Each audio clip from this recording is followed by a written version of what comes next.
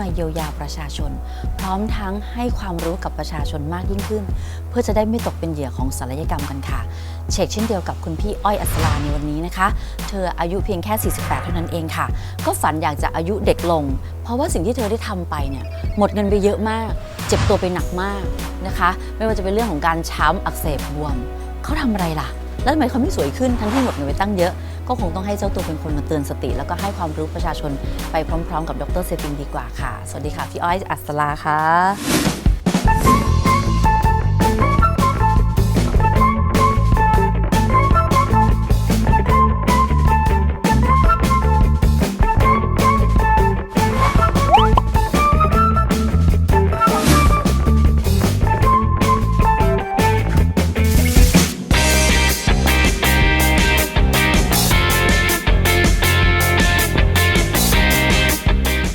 ทั้งโบท็อกฟิลเลอร์ร้อยไหมเสริมจมูกมาทำทุกอย่างไม่โอเคอ่ะร้อยไหมเป็นยังไงทำไมถึงไม่โอเคคะร้อยไหมเนี่ยเขาบอกว่าจะอยู่ได้3 ปีแต่พี่ไปร้อยมาแล้วไม่ผ่านหมดไปกี่หมื่นหมดไปเกือบ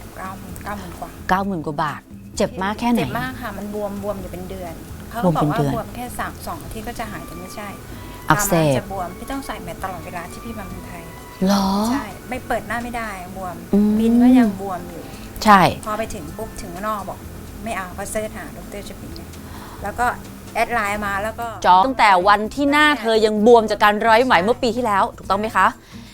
สรุปว่า1 เดือนที่มาเมืองไทยเหมือนครั้งนี้เมื่อรอบที่แล้วมาร้อยไหมหมดไป 90,000 กว่าคุณพี่ต้องใช้แมสปิดหน้าตลอดทั้งเดือนที่อยู่เมืองไทยแต่ครั้งนี้ทำ face off เริ่มจากความเจ็บก่อนเจ็บไหมคะไม่เจ็บเทียบกับร้อยไหมแล้วเนี่ยคนละขั้วใช่ไหมคะเอาละค่ะไม่ได้ผลเจ็บมากบวม1 เดือนจนถึงบินเมืองนอกเลยแล้วเฟสออฟบวมไหมไม่อะช้ำไหมไม่ช้ำอักเสบไหมไม่อักเสบค่ะไม่ทรมานไม่เจ็บไม่ปวดไม่เป็นอะไรเลยสรุป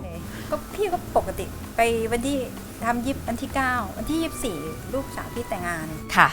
ที่บอกว่าจะมาทำครั้งนี้เพื่อให้รางวัลตัวเองเป็นของขวัญวันแต่งงานให้ลูกสาวปลื้มไหมค่ะใช้เวลาทำผ่าตัดก่อนวันแต่งงานกี่วัน2 อาทิตย์เอง2 อาทิตย์จริงๆเธอไม่เชื่อด็อกเตอร์นะครั้งแรก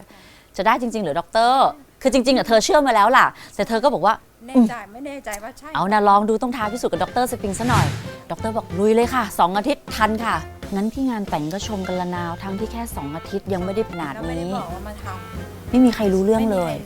ผมก็ทรงซอยสั้นอย่างนี้ด้วยตั้งแต่ก่อนผ่าแล้วเนาะภูมิใจแค่ไหนที่ตัดสินใจถูกมากถึงมากที่สุดไม่เสียใจเลยที่มาทำฟิตออฟค่ะแล้วก็ไม่ใช่ว่าใช้เงินเยอะถูกมากเมื่อเทียบกับร้อยไหมถูกจริงๆที่เจ็บมาทุกปีก็มันไม่ได้สวยขึ้นค่ะพอเรามาเปลี่ยนตรงนี้มันเปลี่ยนจริงมันเห็นการเปลี่ยนแปลงมันคุ้มค่าเปลี่ยนอ๋อทักมาใน Facebook หรอก็แนะนำเพื่อนมา2 คนอ๋อค่ะคนยังไม่บินมานี่ขนาดไม่ได้ทำตานะคะไม่ได้ทำอะไรไม่ได้ทำจมูกไม่ได้ทำอะไรเลยสุกนะคะดึงหน้าอย่างเดียวดึงหน้า3 ส่วนแต่คุณพี่น่ารักด็อกเตอร์ก็ต้องดูแลให้ได้ต้นคอบนไปด้วยคอตึงขึ้นจากเดิมตาคุณพี่มันไม่เห็นชั้นแล้วนะทำมาหมดแล้วบูทองฟิลเลอร์ทำมาจนแบบเราควรจะหาจุดหนึ่งที่ครึ่งล้านแล้วอะแต่ไม่ได้สวยเลยไม่ได้สวยเลยค่ะแล้วจนแบบพอกลับไปเซิร์ชหาอะไรเนี่ยจ่ายมากกว่าการร้อยไหมนิดเดียวแต่ได้ออกมาขนาดนี้จริงไหมคะ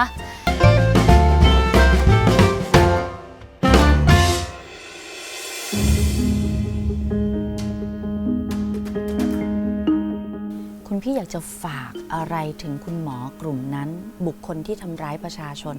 และหลอกลวงให้ผู้หญิงตกเป็นเหยื่อศัลยกรรมค่ะ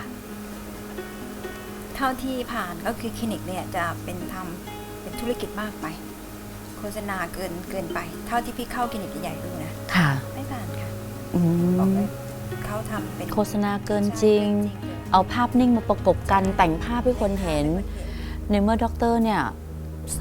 สอนบอกว่าให้ดูภาพวิดีโอนะคะแล้วไม่ใช่วิดีโอคือมานั่งเป่าแล้วก็เอาภาพนิ่งมุมจอเล็กๆหน่อยนึงหรือภาพนิ่งโผล่มาเขาแต่งภาพนิ่งให้ดูโทรมอย่าค่ะ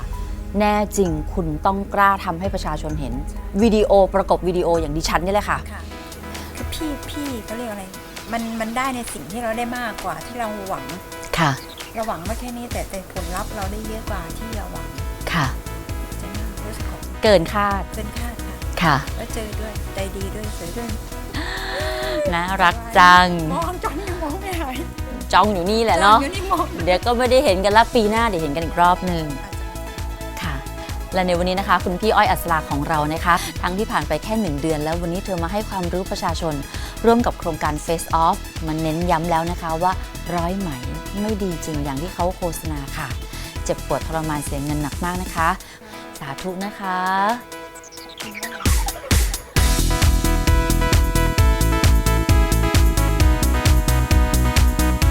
ค่ะพอทำออกมาพอใจมากที่สุด